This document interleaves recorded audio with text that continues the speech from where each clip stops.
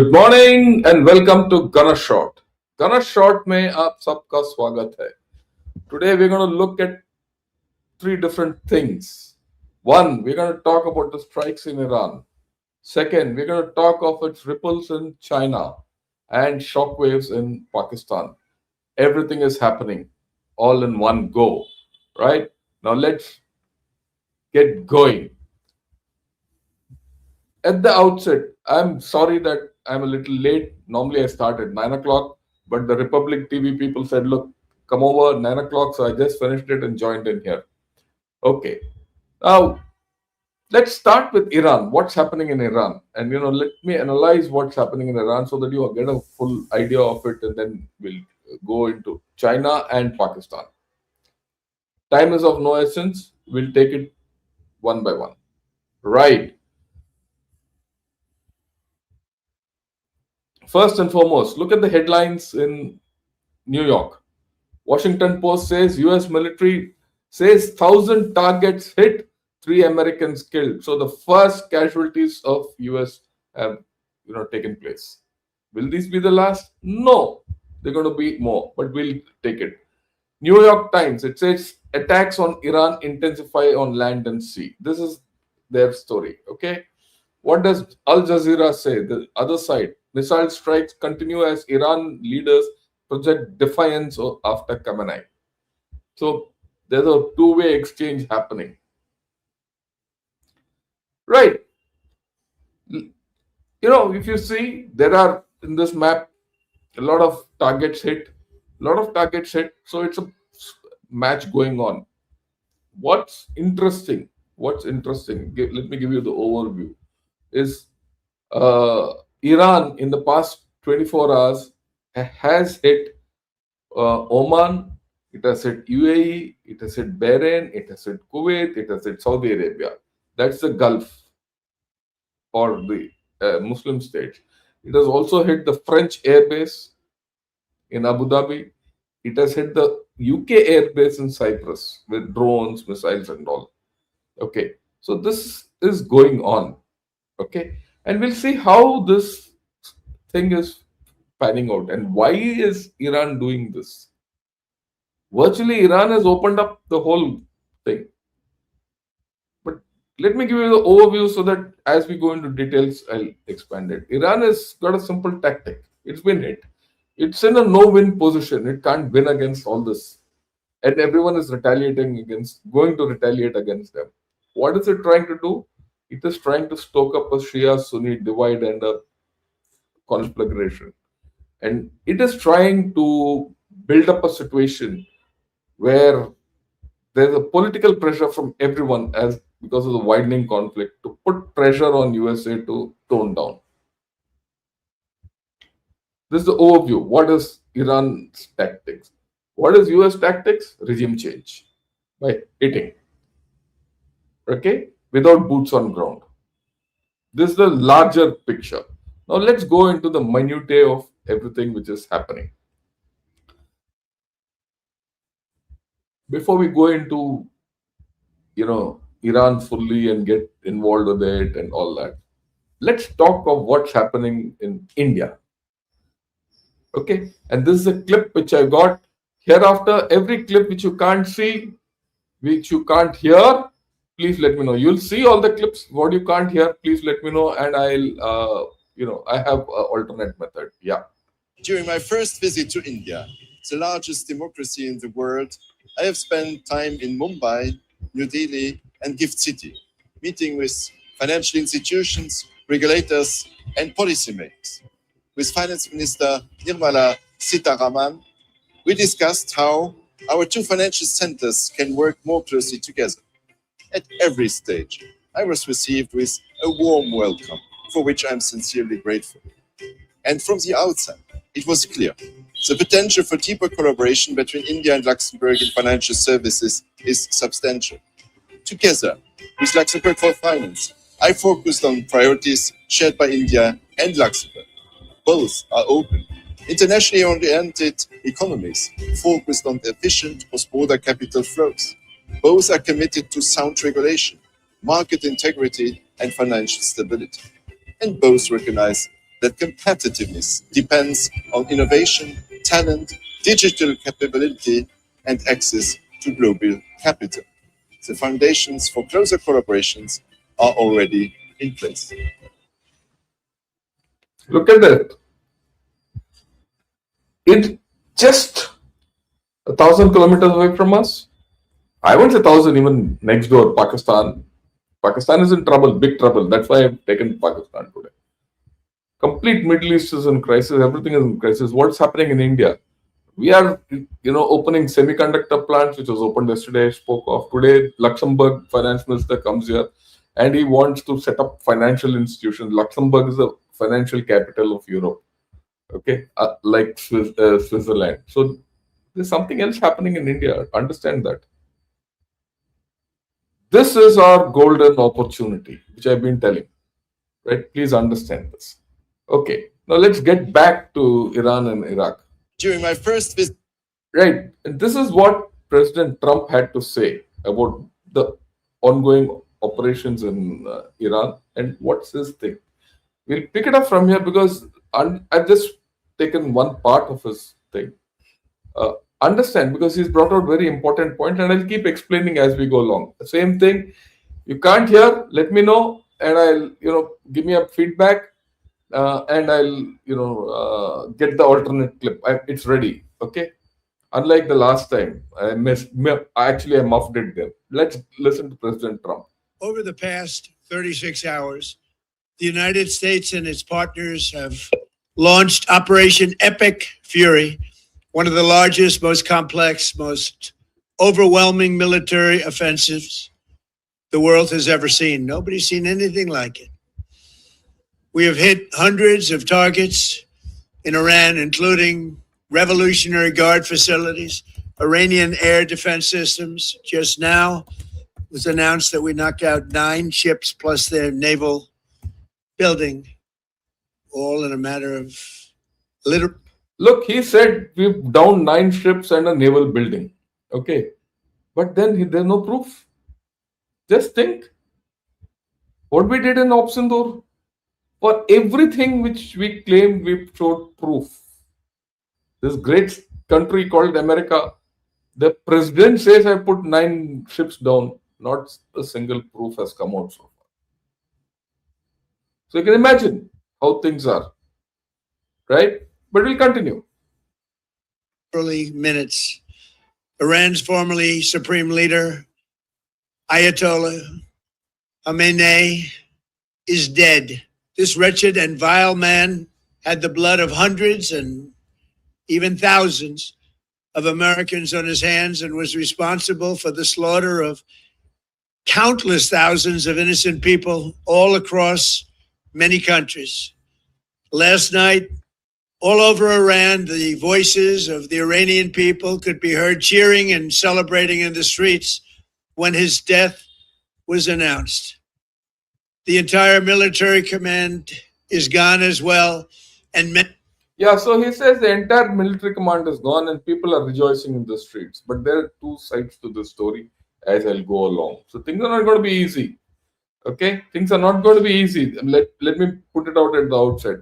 Being the American president, he will talk what he has to talk. But we will talk at it from the way we analyze it. Many of them want to surrender into saving their lives. They want immunity. They're calling by the thousands. Whatever he's saying that they're calling by the thousands, they want immunity and all that is all psychological warfare. This is a message going out to break the morale of the Iranians. Understand that also.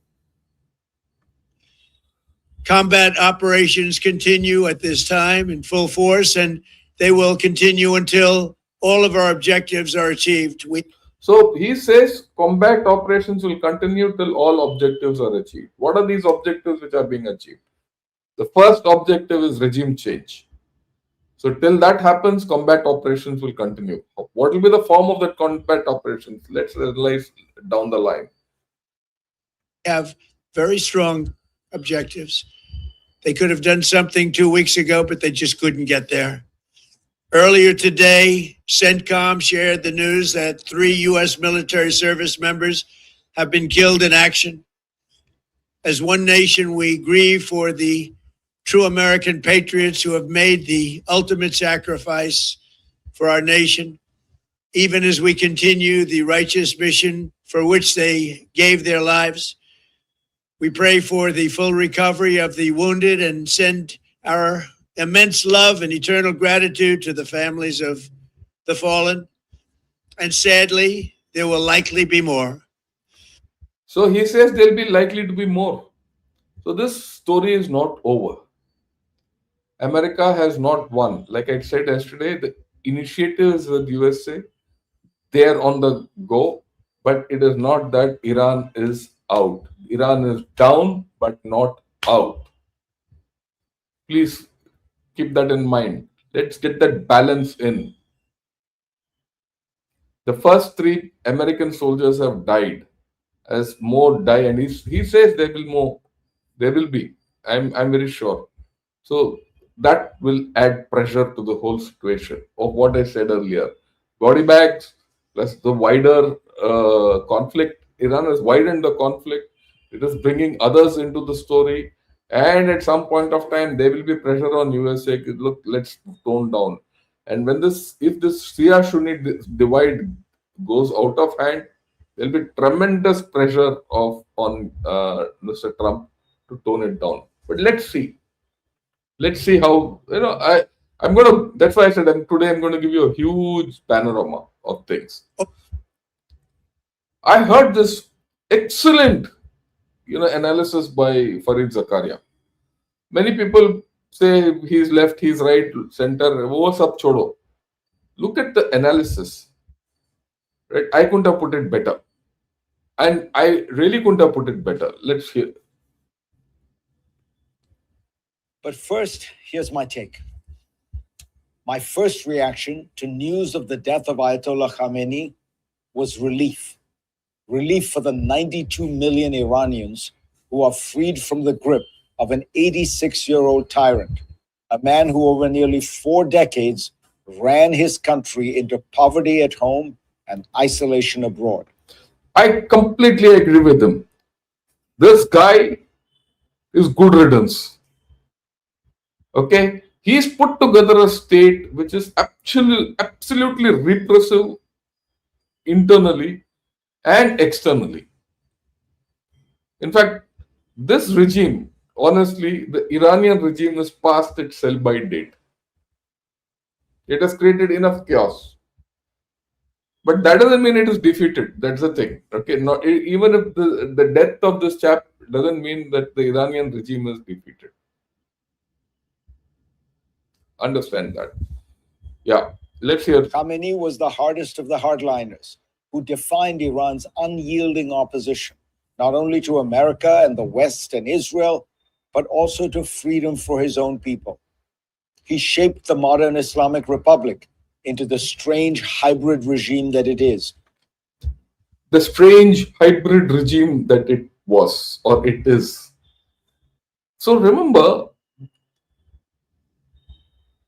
USA is trying to fight this battle largely conventionally, and Iran's response will be hybrid and asymmetric, and it's playing out.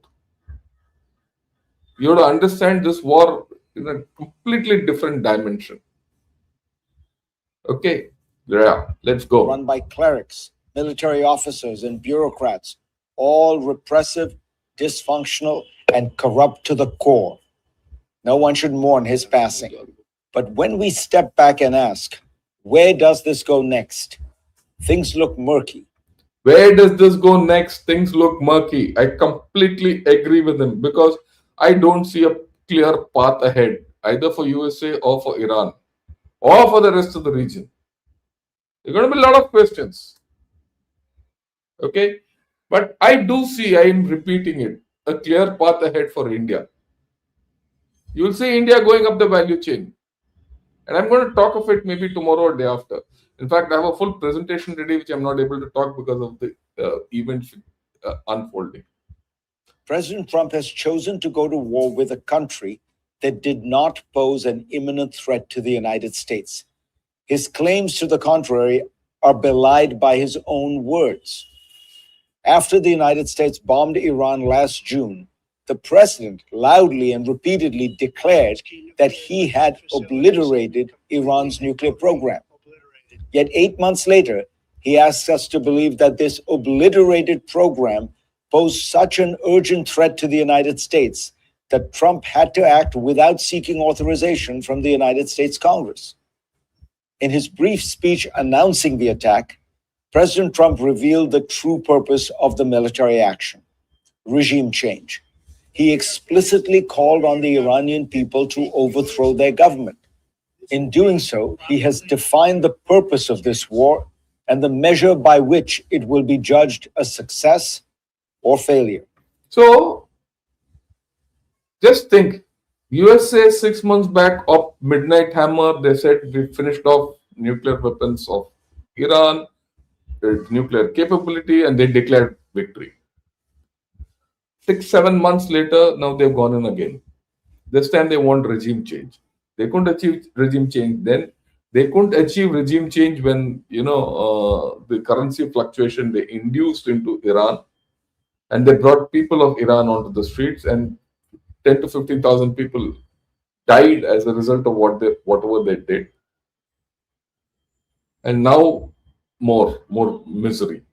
Okay, so the outcomes for USA and everyone is completely questionable. I have no doubts about it. Why am I being a little negative about USA? As we go along, we are trying to get into some kind of a partnership with them, strategic partnership, which they've let us down. They've let us down in Ops and Door. And look at what's happening. So, whatever we do with USA, one thing is clear: you can't trust them. I am very clear on that. They're not trust. You have to be transactional with them. And as you go along, you'll see they need us more than we need them. But then let's go and get back to the subject.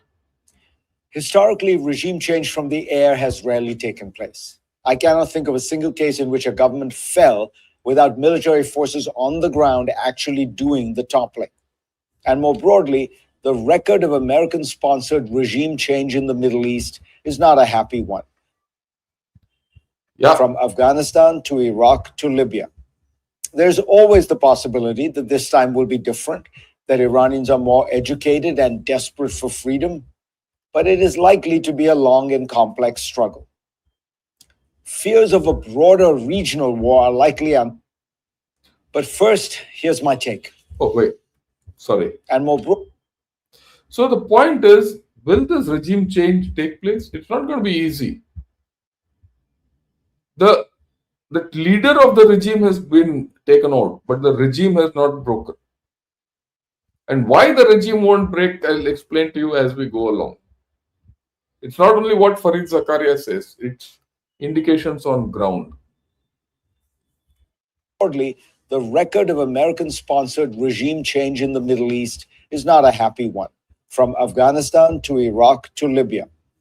There's always the possibility that this time will be different, that Iranians are more educated and desperate for freedom, but it is likely to be a long and complex struggle.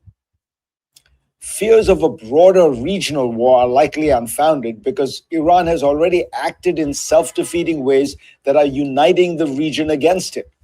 Rather than drive a wedge between the United States and the Gulf states, which had expressed neutrality in this conflict, Tehran went after the Gulf states in attacks that caused little military damage but incensed those countries. Above all is the basic reality. So Iran has gone after the Gulf states. Now it's gone after France and UK also. It's widening the war very deliberately. It is inviting problems to itself. Why? There is a chaos theory in place.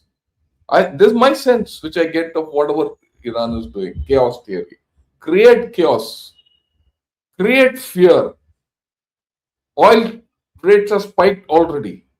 Strait of Hormuz might close tomorrow. Abu Dhabi market has been shut down. I mean, Right? Tomorrow, more markets will shut down. Today, I'm sure I'm not a stock market expert. Our NSE and BSE will tank today. It'll create panic, psychological panic with people. They'll say, "Yeah, get this Trump fellow out of the equation, and let's stabilize the situation and tone down the war." Will Iran succeed? A question mark, because whatever Iran is doing, as much as we say, okay, by bombing Iran, we might not break Iran but harden it. Similarly, whatever Iran is doing, the rest might harden everyone's view against Iran. And if that happens, then the regime change could happen. But whatever happens is going to be difficult. It's not going to be simple. It's not going to finish off in a day. Okay, it's not going to be finished off in the next 48 to 72 hours. This is going to be long. The war might finish, but things will go on. Because where is the nuclear weapons? Where is the nuclear stockpile? The material? All questions, open-ended questions. Okay. John Spencer puts out a thing to say, if you think the United States has not conducted months of wargaming and scenario analysis of the fall of the regime, the potential successors or power structures that step into the Ayatollahs and Mullahs void, you are not serious. Hope is not a strategy, and the War Department NSA won't be relying on that. It gives a thing that, look, USA has thought through. I don't think so. My personal view at this point of time is I don't think USA has understood how these chaps operate. And like Farid Zakaria himself says, Libya, see where Libya is. After they killed Muammar al Gaddafi, Libya is split in two and there's a civil war going on. What's happening in Syria? What's happening in Lebanon? Wherever regime change has been attempted by USA, things have gone bad. Look at what's happened in Ukraine.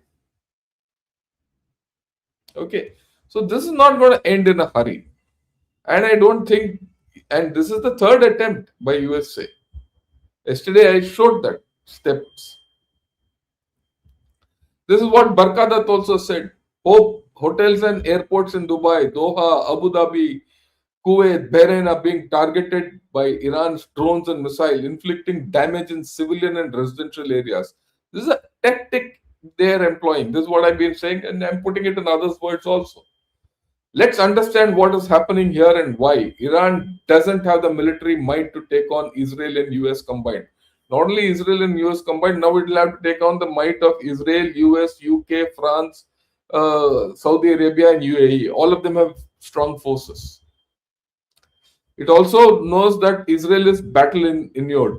Its people are used to sirens and rockets ducking into safe spaces and bunkers in their own homes. So instead, if Iran is able to create widespread panic in global centers of business and aviation, the calculation must be that Trump will come under increasing pressure from all Gulf countries to reach a negotiated pause. Right? That's what I said, and others are echoing it. Will that happen? I don't think so now. Right? With Khamenei, Iranian supreme leader, already dead, Trump might even be willing to step back, but Israel is calling the last war with Iran. The world should brace itself for troubled days. I agree with that. There is no easy solution in this whole game. Things are going to go even worse. Instability is the key. Okay.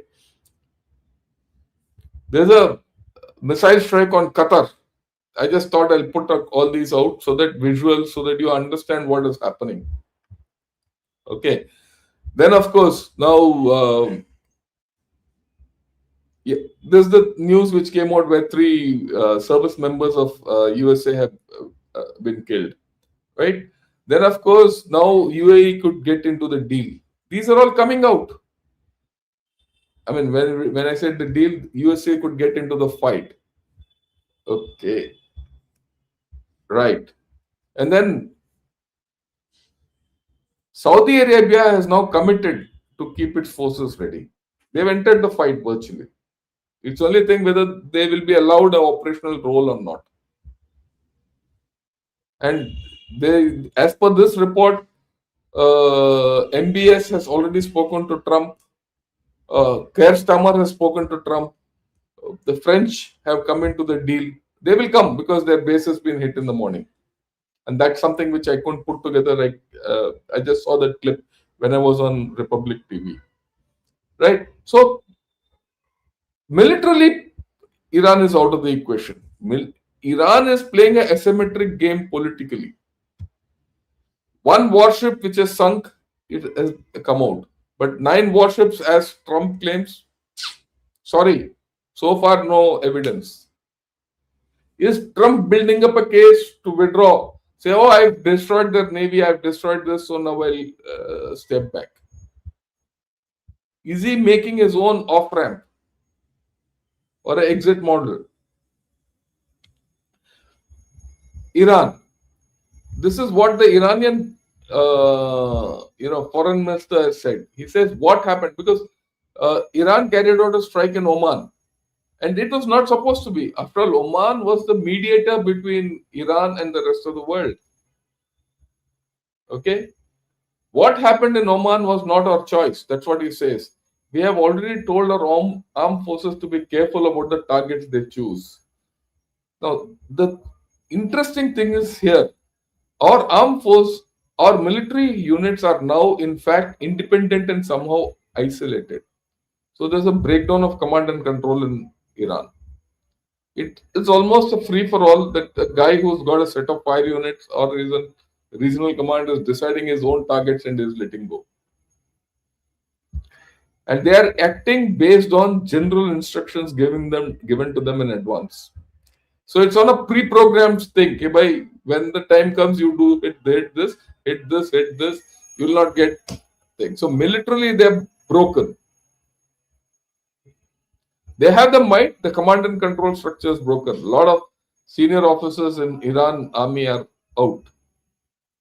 So you're going to get this reaction from Iran, which is going to be unexplainable, inexplicable. And that's why I feel this attack on France has got no logic. So the chaos theory is kicking in. We'll have to see. Then, of course, after Khamenei has gone, Peskashian has come out and said that, look, there's a temporary council which is there, which will elect the supreme leader. That will be himself, the Chief Justice, and Ayatollah Arafi. Ayatollah Arafi was a protege of Khamenei. Okay, he was one of his favorites. But there is some news that this Ayatollah Arafi might be dead already. We don't know. Right? I just saw somewhere that he's also been knocked off about an hour back. So the political future in Iran itself is a little question mark. Who's going to come up? Is this being sorted out by Trump from outside? We don't know. I don't think it can be, but from my side, if they convince Peskashian to somehow come up, prop him up, he might be an answer because I find a lot of reason in the way he thinks and the way he speaks. Mind you, he's a cardiac surgeon. He's not a fool. Huh? He's a cardiac surgeon and he's reformist and he's okay. I do hope he comes up for everyone's sake. Right? And he sheds his radical outlook. Okay. And on the other hand, Reza Pahlavi's son, that guy who's the heir to the Pahlavi thing, he is making all promises sitting in USA and abroad to say, put me in place and I will do this, I will do that. What can he do? I don't know. So a lot will depend on what the leadership which will emerge. But today, Iran, at the base, they still have missiles, rockets, everything intact. Some might have gone, but they can hit back. It's very clear. They're hitting back. And there are not enough air defenses around which can take on all this. They have a huge stockpile. Maybe another 5-6 days, all the stockpile will go. Maybe another 10 days, stockpile will go. They'll peter it out. The army will collapse. everything. But what will be the political story? That's the more important thing. As a military affair, this story is dead from my side. It's one way from here. I'll be more interested in the politics. Remember what Clausewitz said? War is the continuation of politics by other means. What did Mao say? War is politics with bloodshed, and politics is war without bloodshed. So that's going to happen now. Now, I read an analysis which I thought I must discuss with all of you, and this is important because we have to now start looking at something. Start looking at the political aspect of this whole deal and how the politics of this story will play out. And I read this in the Foreign Affairs and I found it in a beautiful article by Karim Sajidpur. So I'll go over the important points of this because we have to understand this. He says in this thing that this is not a war of necessity, it's a war of choice. America has gone into this as a matter of choice. They've chosen to go into war because there are no imminent threats of Iran acquiring any nuclear weapons or launching attacks on US. And very clearly, US and Israel saw an opportunity to exploit the weakness in Iran. Iran is at a place today where it can't control its own airspace. It doesn't have any control. There are no AD. Their regional proxies are decimated. You do find that some Hezbollah, some Houthis, and some proxies in Iran, Iraq are active, but they're feeble. They're nothing like what it was, say, a year back. This regime has always been on existential crisis from midnight hammer time. Right? It is not suicidal. It is homicidal by nature. They'll kill anyone. We saw that in the beginning of the year. But this regime will want to stay in power and remain to fight another day. That's their mindset.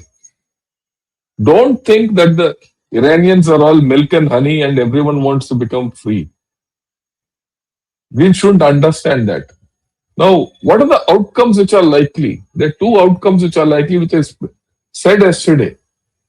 Now, I'm putting it in words in black and white. It could result in the regime and its security forces closing ranks to survive.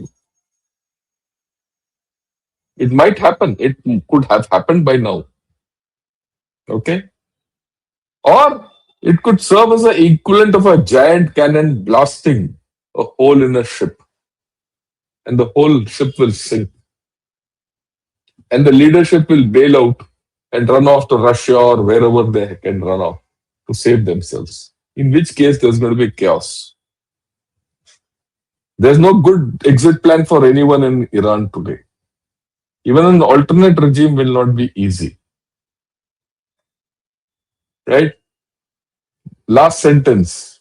Once the dust settles, even if this regime manages to stay afloat, in time, the daily economic, political, and social indignities of life in Iran will re-emerge. They'll re-emerge even if the regime doesn't sink. That's the way I look at it. Insecurity in Iran, around Iran, benefits whom? The security forces. To that extent, what's happening in Iran and what's there in Pakistan, there's an equivalence. The Gulf countries have gone on a different path. They've become hubs of, finance, industry, transport, artificial intelligence. They're going into IMEC and things like that. Whereas Iran has been destroying things, looking at power vacuums and things like that. They're looking at preying on, the misery of failed states. Yemen, Sudan, Libya, Lebanon, Syria. They're all failed states. And Iran has been using those places to go and nest out there and do what it wants to do. Right? So there's a contrast between Iran and the rest of the Gulf states. And this is going to be lethal as we go along. And today, Iran, whatever happens, the reconstruction of Iran, how it re-emerges, everything is going to be a long struggle. If the regime change doesn't succeed, this regime can become as brutal as North Korea. There could be, the state will collapse, the regime will be intact. Something like what happened in Libya, what's happened in Syria, and things like that. And remember, Iranians are polarized. Look at this. Saish Alex Philip, he gave out a beautiful tweet. That's why I picked it up. He says, one, there are two sides of Iran with the death of Khamenei. One celebrates while the other mourns. Question is, which side has the majority? I will not put it as which side has the majority. Which side will succeed? The one which is mourning is the regime, is with the regime. It will support the regime. The other which is celebrating, which is on the streets, is what the US and other forces can use. But will they come up? Do they have a leader? They have no leader. They have no organization. The organization is with the regime, because the regime has completely obliterated any vestige of opposition. This is the Chinese model. Even China is in the same state, and I'll discuss China down the line. I have a feeling that the CCP is under tremendous pressure and might break. I have a full presentation on that, but then it can wait till we analyze this.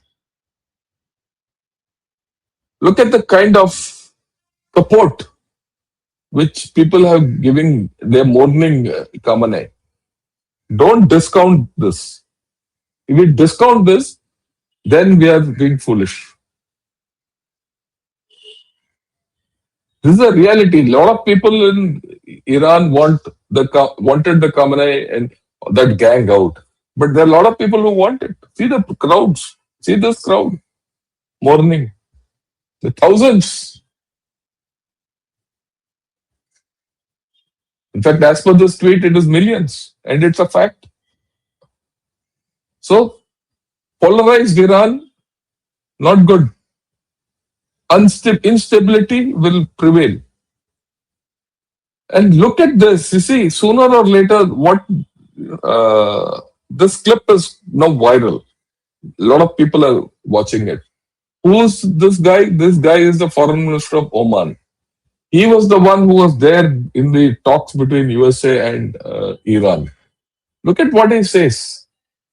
You know, why I'm bringing this is the logic which he has given about the enrichment, AO and all that, suggests that the Iranians had agreed to everything. If the Iranians had agreed to everything, why was there necessity to go to war and create all this chaos? Was there a better method of doing it? So it brings into question a lot of motives, intent. But listen to him. Again, if you can't hear, let me know.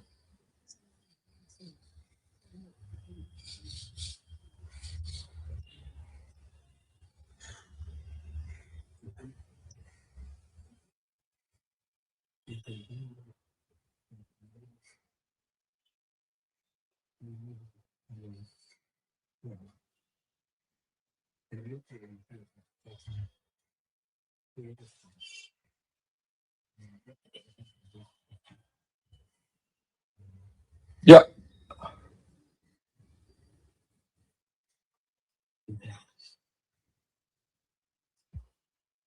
Okay, wait, I'll get the audio of this.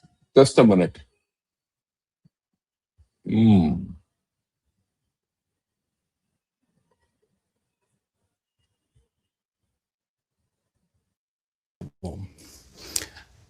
This is, I think, a big achievement.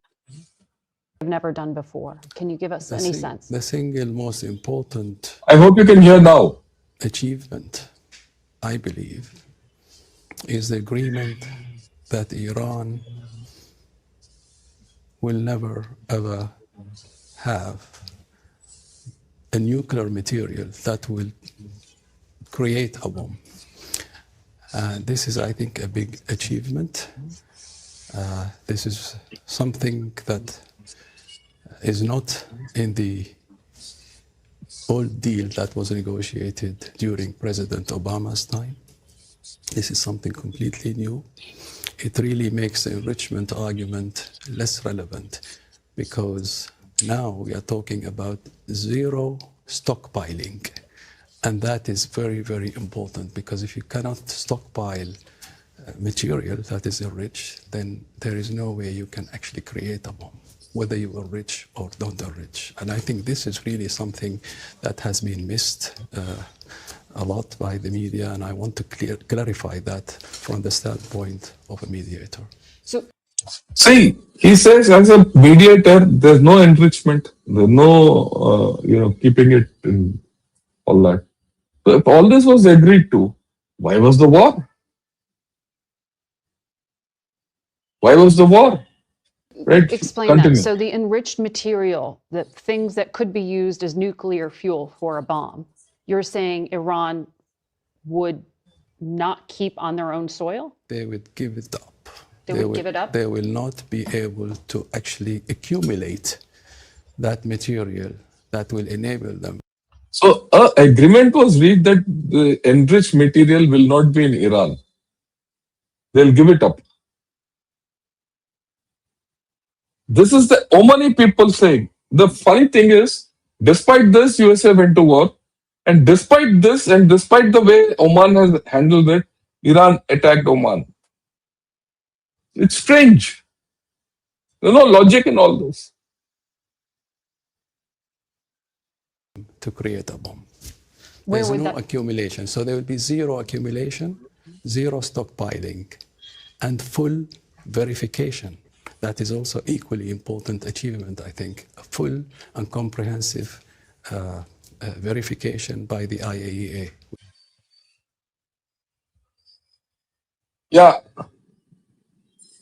He says too feeble, General Sir, but that's the original video itself is too feeble. That man was quite resting. So he's talking of no full verification, no enrichment, no stockpiling. All this was agreed.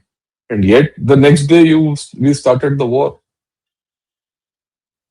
Okay. So there are issues in this whole story which, we have to understand. Okay. Now let me get back to my presentation. And then we'll see where we are going. Okay. Sorry. I have to.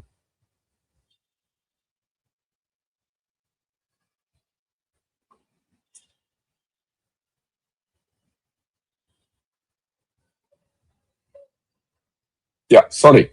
Now, this report has come in that the US embassy in Baghdad has been overrun by Shias.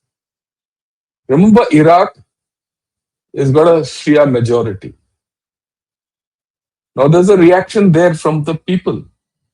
And there is also a report today morning that the Shia militias are attacking American facilities in Iraq. So there's a Shia reaction.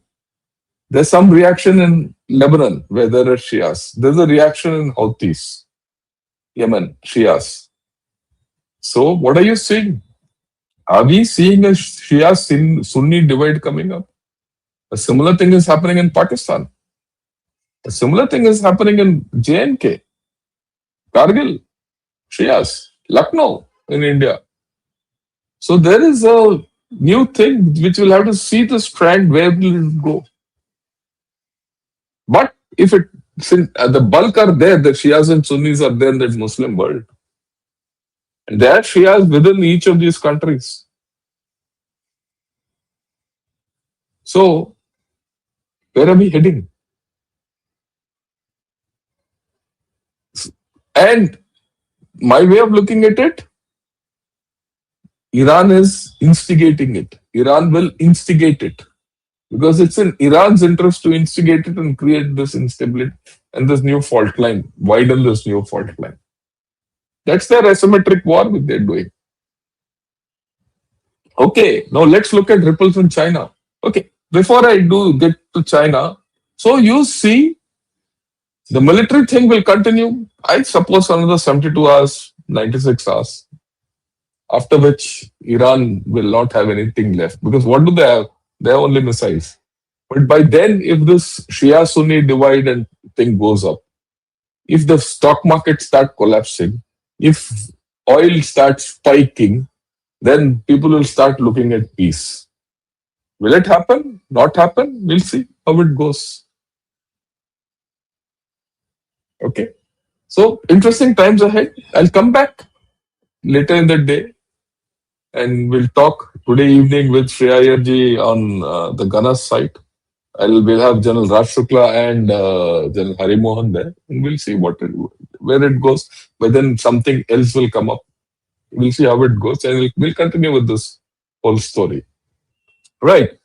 Here I'll end with what's happening in Iran, but we'll go to China and Pakistan. I do hope you people have liked this video. If you like this video, press the like button. Also subscribe to Gunner Shot. I'm very surprised at, my subscribers are falling of all things, right? It's funny. But at the same time, I'd like to also tell everyone that we've hit 75,000 subscribers in Gunner Shot. I must thank each one of you who have subscribed to Gunner Shot. Please do keep subscribing to Gunner Shot. Let's look at the ripples in China. Something's funny. It's not funny, but something significant is coming out of this whole story as you look at it in China. First and foremost, there are a whole lot of propaganda China is putting out. China has put out a thing like China just dropped a mega bomb. It has leaked the full map of US military bases in the Middle East. Publicly. It is showing off or putting it across as if China is there. The fact is, you go to Google Earth, don't go, and search. You will get all these images which are being shown up by China. I can do it. If all I need to do is time. If I have some AI search engine and the kind of AI which China has and the kind of thing, I'll get it. So don't fall for it. This tweet says, this is all coming from Chinese handles. China just made it clear where it stands and openly challenged the US on the world stage. While left put, nothing it has done so far. This isn't subtle diplomacy.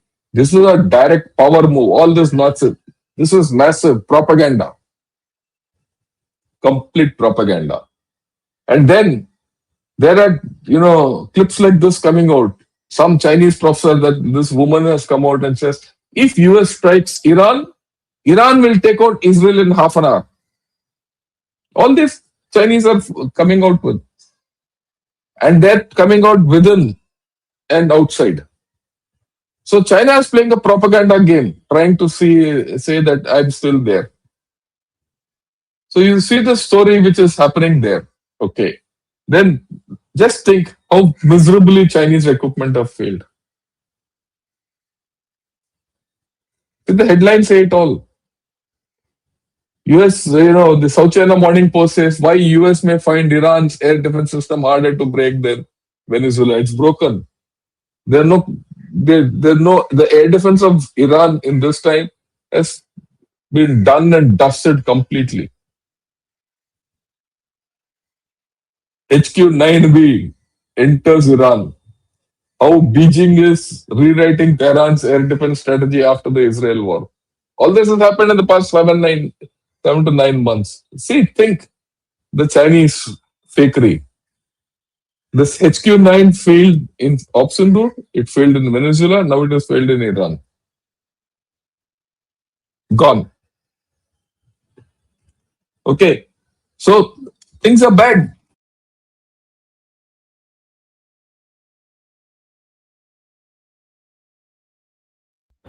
Yeah, things are bad as far as China is concerned. Right? So we have to be clear as to how to deal with China in the future. They have no air defense worth mentioning. You can't say that my air defense within my country is damn good, my equipment is damn good, what I sell for others is bad. Either way, China has bought it here. Okay. Next thing, China will get hit. At the end of the day, when you look at it, say 3, 4, 5 months ahead, what do you see? What do I see? Iran, there'll be some change. They will come to some terms with US because militarily Iran is gone, right? This instability will continue. Once that settles somewhere, all you'll see USA controlling the global oil market completely, energy completely. This I said before also. I've been saying Trump has got hold of the Venezuelan oil. He will get hold of the Iranian oil. Third is the Russian oil. Already he'll get hold of it because Putin wants to come back into the dollar system. Then what happens? China, which has been buying discounted oil from Russia and Iran, okay, will have to now buy it at full price. And these countries will now not bend to China. Iran is isolated. Today, China is not helping it. So, why will China go back to Iran? There's a problem between Russia and China already. So, April, we are now in beginning of March. Next month, Trump is to go to China. That it's fixed, isn't it? So, how will Trump speak to China? We'll see. But as per them, they're going to have tremendous leverage. So China is in a fix, and if once you see what's happening internally in China, which I will discuss separately, you'll see that China is trying to be great, but it is not. And my own thing is my focus is always China, and we'll talk of China. I'm only postponing it. There are a lot of analysis which says the Iran question is all about China, and I agree with it. Finally, and I've been telling this from day one, when Trump took over as the president, his main aim is China. Just think, if China is already virtually out of the Latin American belt, out of the Americas, kicked out of the Middle East, and where does it leave China? The end game is China. It's not Iran. Iran is only the stepping stone. End game is China. Remember that. Okay, and we'll talk of this as we go along. Now, the explosions have happened in Iran, but the shockwaves are being felt in Pakistan. Let me give you the macro picture. US consulates in Pakistan being burnt, hit yesterday, right? That there will be a reaction. A lot of Shias will get into some kind of a story. The Shia problem in Pakistan will go up. Today, TTP has attacked Nur Khan Air Base with a drone or whatever. And there are a lot of attacks along the border, the Durand line. In a problem. Internally, Pakistan is in a bad problem. Balochistan, last month. 1 month back, we were talking of Balochistan. Today, you're talking of the Durand line, Nur Khan Air Base against Pashtuns, Afghans, TTP, whatever it is. Where does it leave Pakistan? Shockwaves are in Pakistan. We have to be alive to this. Can you push Pakistan over the brink?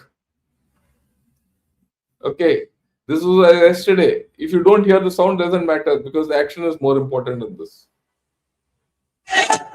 अमेरिकी council खाने को आग लगा दिया है। अमेरिकी council खाने कराची को आग लगा दिया है। अल्हम्दुलिल्लाह रहबर पर हमले का बदला लिया जा रहा है।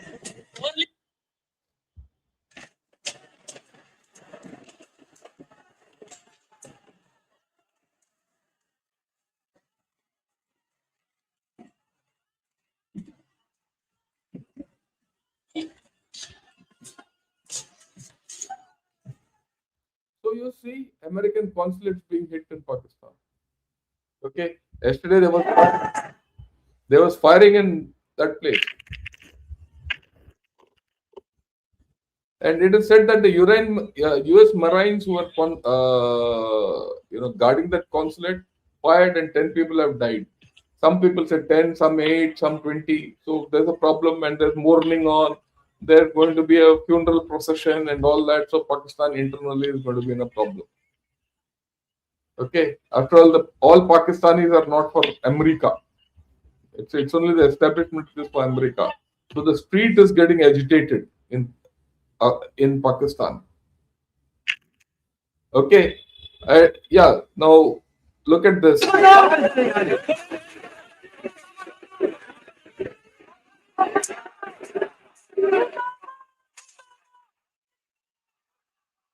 I just showed this set. Murdabad, Murdabad, America, Murdabad. Okay, right.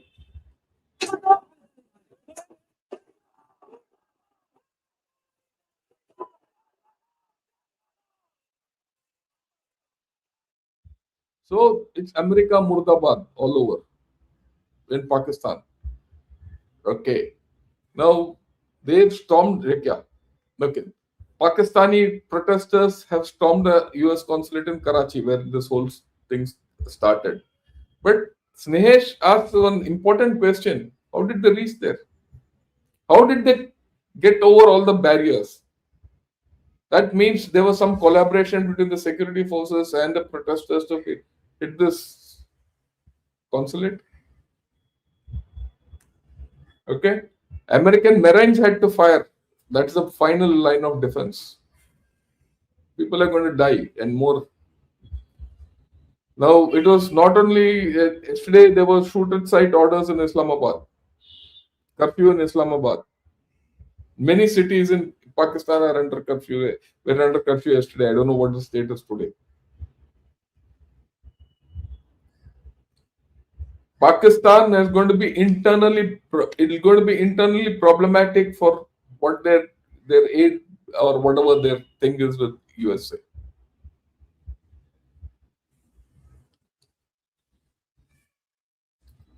Same thing. There are support for Iran in Pakistan in multiple cities.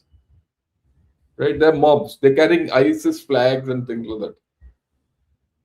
Clashes reported between Iran regime protesters and Pakistan police in Serine Chowk, Islamabad.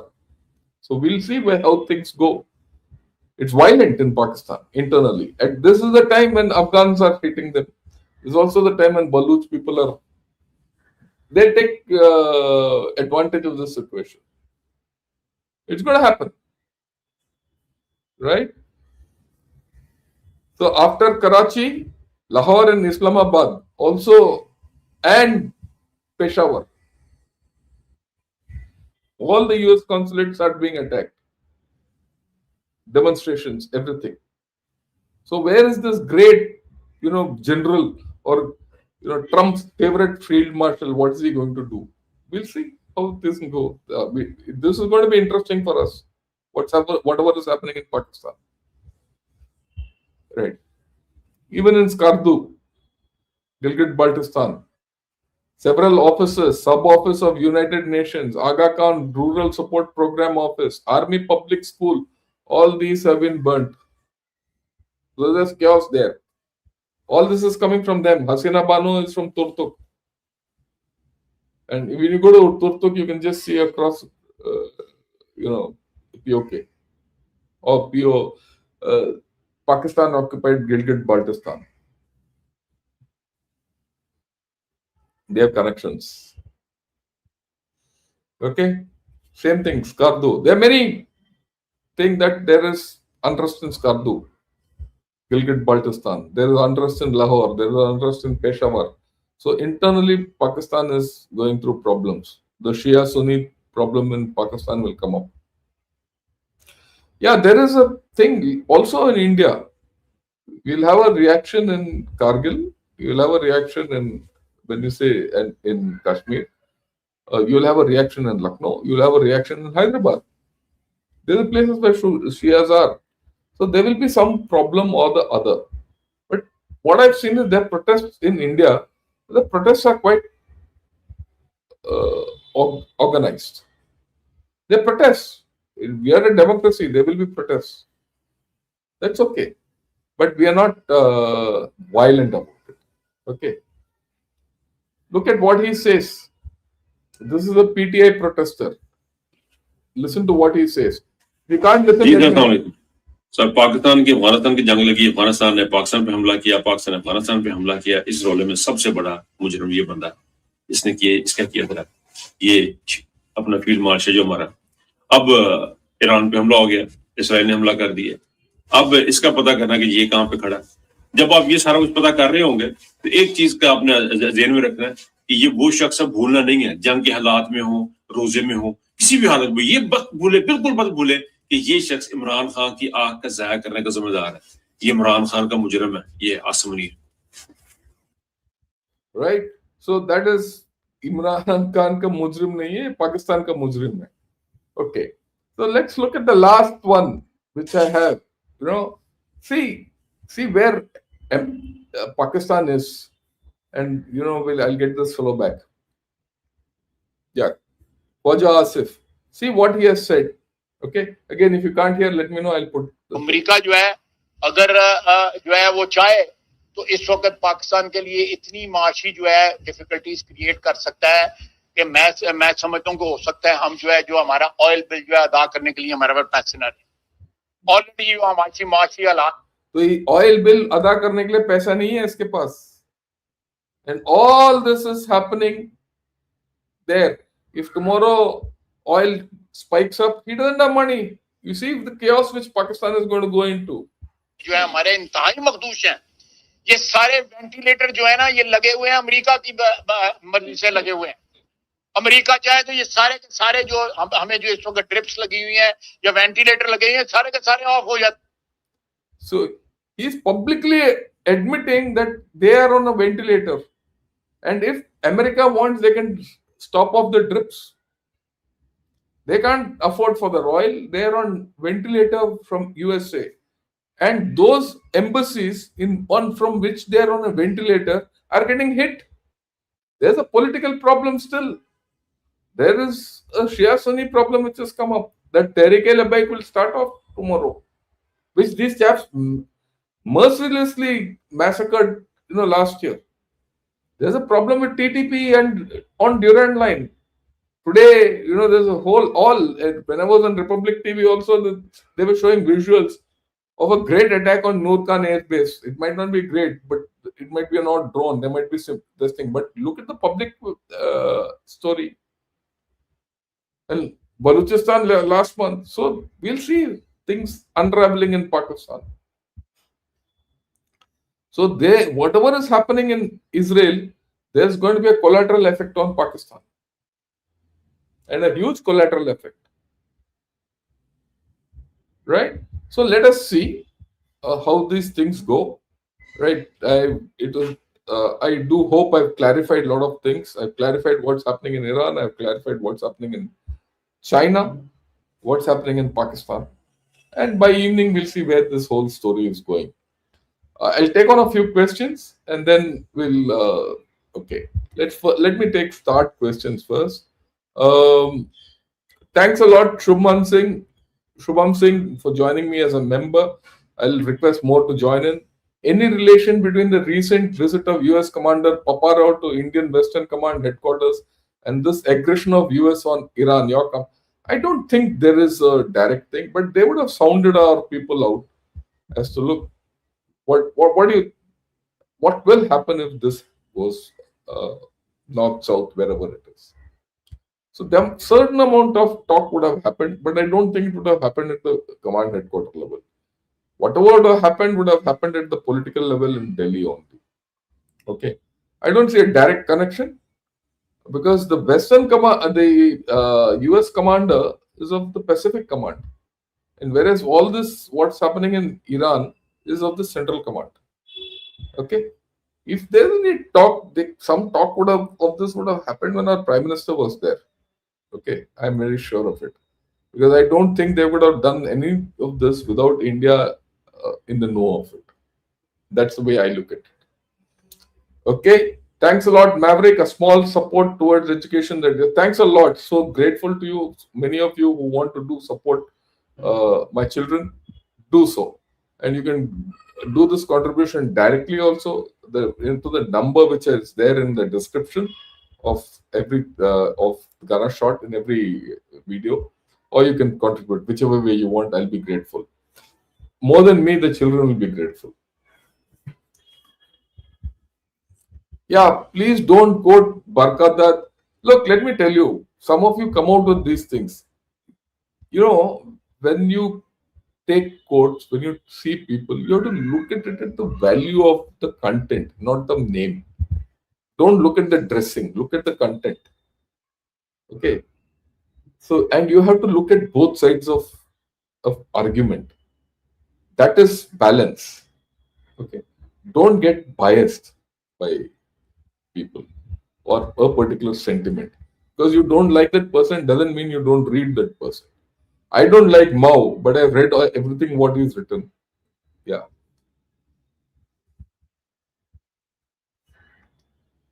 Yeah, good morning, General. USA advance and assertion of its hegemony as a military state may one day in future see India and its path, which can be the possibilities. I don't think so. Our integration at the diaspora level is too strong. The people to people level is too strong. And I'll talk of it. I have again a full thing. There are two presentations which I wanted to make to all of you. One about India, one about China. I may not been able to make. Let's see. When I get the chance, I will.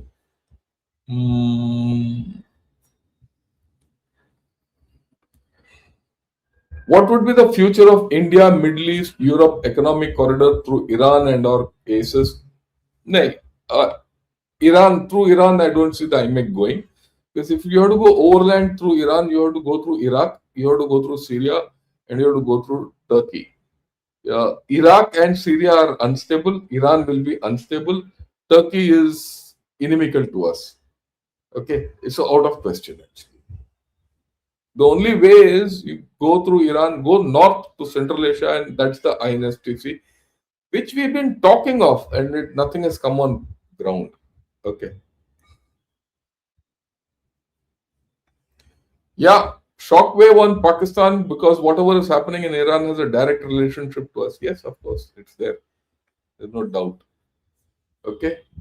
Yeah, if Iran doesn't want stockpile, why enrich in first place? See, this is the result of what happened earlier. Earlier they enriched. Okay, there's no doubt about it. But this is the result of the talk which they had just 4 days back in Geneva and in Oman. And the mediator was Oman, and that's what they said. Okay. They were prepared to give up everything or dilute it or whatever. These talks could have gone forward. But well, that's how it is. Thanks a lot, Praveen, for your super stickers. Honored. Right? And yeah.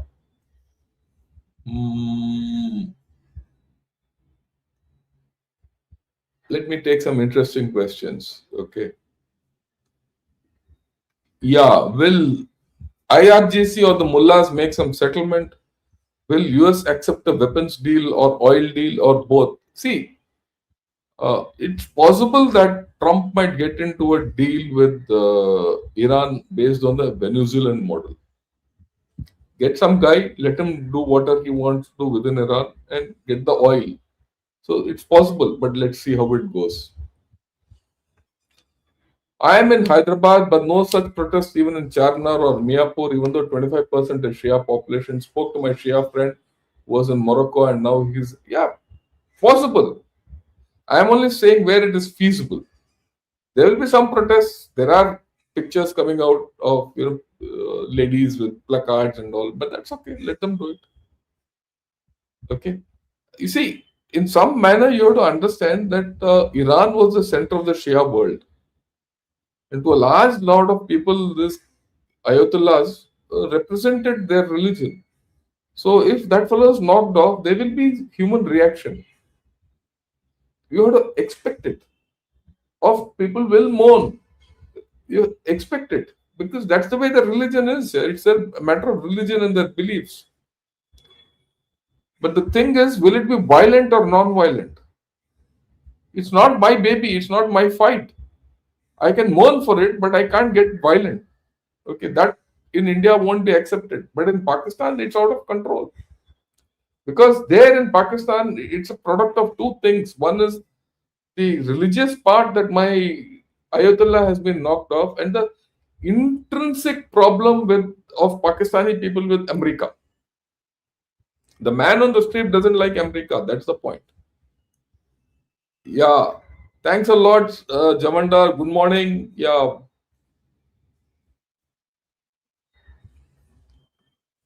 No oil, gas in Pak and Korea. Yeah, that's it. General, isn't Pak and Korea more rogue countries than Iran? Why not US taking out these? They have already nuclear. As simple as that. As simple as that. And Pakistan serves US purposes. Pakistan is a pistol of US. You've seen this chap saying, what does he say? He says, "There, I'm on a ventilator." That's it.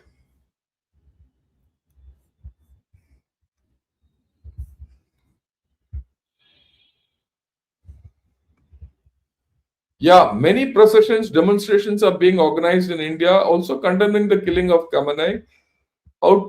We should let them vent it out. Let them have for a day or two. They'll have after that finished. If there's a, if they become violent, we know how to handle it. Put curfew, all that. Leave it to our people. They'll be. But I also feel that this will not be violent. They will demonstrate. Demonstration is a public, in the public is a fundamental right, democratic right. Let them do it. If they, as far as they are within the rules of law and order. If not, deal with them. I don't think there'll be a problem here.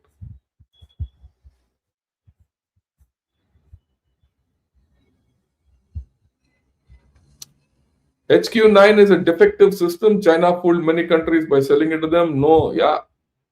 It's not like HQ9 in many other things. Sir, you predicted that we should prepare for a final battle with China in 2030. How do you rate our preparation and which gap should we address? Ashish, I'm not talking of a final battle with China in 2030. I'm saying that you'll find a different China and you have to deal with a different China. That's the more important thing, but we'll talk of it later. Yeah, I saw some news that Navy facilities plus docked naval ships were hit in Chabahar. Fingers crossed that the Indians will. Let's see. We don't know the thing. Let's see how things go. Respected General Saab, Huntington's prophecy of clash of civilization becoming a reality. Yeah, let's see how that also goes. I've spoken of it earlier also. Somewhere this is playing out. We cannot say HQ9 was failed without, pristine aura. It has failed in Pakistan, it has failed in Venezuela, it has failed in Iran. Very clear. We should be clear. Your morning videos offer much more value and information when you do it alone. Keep saying, yeah, I'll do that. We'll do that. Don't worry. Students must subscribe to this channel to get the best analysis of geopolitics. Thanks a lot. I think so. I keep telling many of my students, watch on.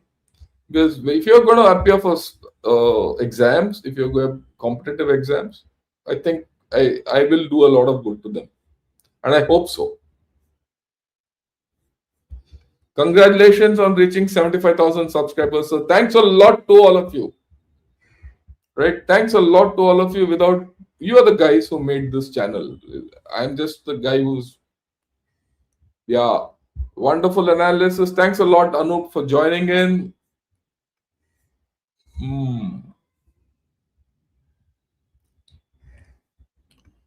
What's the confusion of motive of attack? Build-up was happening for weeks. Look, the point is this. What is the end game? The end game is regime change. Regime change, like what Farid Zakaria said, won't happen without boots on ground.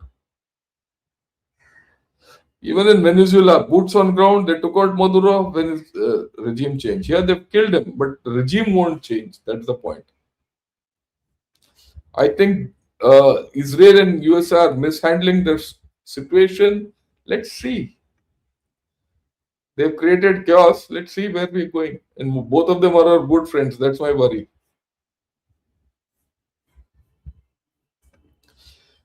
As a student of international relations from Delhi University, your analysis is way better than the. Oh, thanks a lot.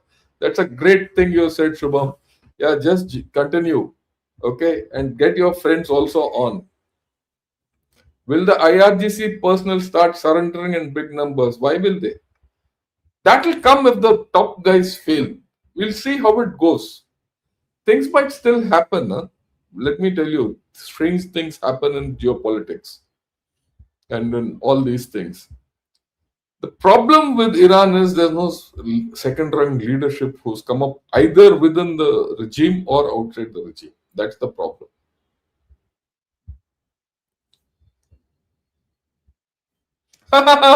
Neil Nitin. Shankar Modi, Mr. Shankar Modi doesn't give proof he's OM and Trump doesn't give. Why are you being critical? I think we have a pretty good leader. I mean, I can keep saying a lot of things. I can be critical of Mr. Modi till from now till the cows come home. But we are good. He's a decent leader. He's okay. The way I look at it, he's okay. He's much better than anyone available today in the Indian scene.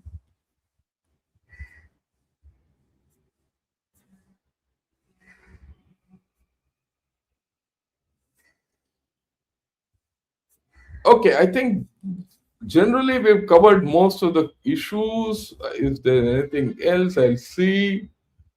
Right. Yeah. Amitesh saying you're much better than my IR professors. Thanks a lot. That's hell of a big compliment you're giving. Okay. Modi is a bad leader on domestic front. Don't look at him just from defense and forest. Again, I'm not going to get involved with it. Okay, you can say Mr. Modi is good, bad, or ugly from the way you look at things. But today, amongst the leaders we have, probably he's the best. That's my opinion, and I'll stick to it. And mind you, I am not a supporter. I'm not a supporter. I'm being very honest. And but that doesn't stop me from looking at the whole thing in a balanced manner. And take it from me, I've dealt with most of these fellows. I've dealt with most of these chaps, including Mr. Modi across the table. Take it from me. What are the gains and losses for India in the whole situation? I think we've gained. We'll gain. That's what I'll say. We'll talk of it. Okay. So we'll talk of it in the thing on India. I'll do a program on India. We'll need to understand that. Okay.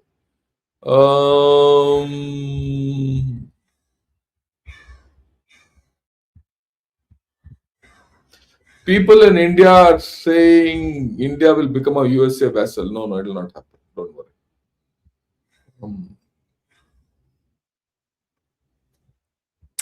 Is Iran war initiated as an alternate to US Supreme Court slap? No. That's not the way. The problem with Iran has been there for the past 1 year. Right. Yeah. American 15E shot down in Kuwait by Iran. Let's see. These things will happen. It's war. So what if one aircraft is lost? Yeah.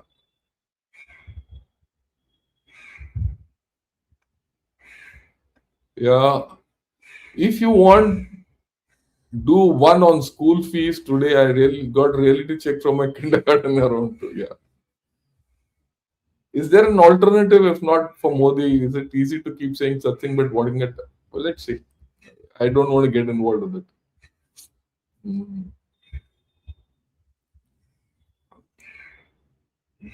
Do you know you are more viral in Chinese TikTok with 1 lakh likes? I didn't know this.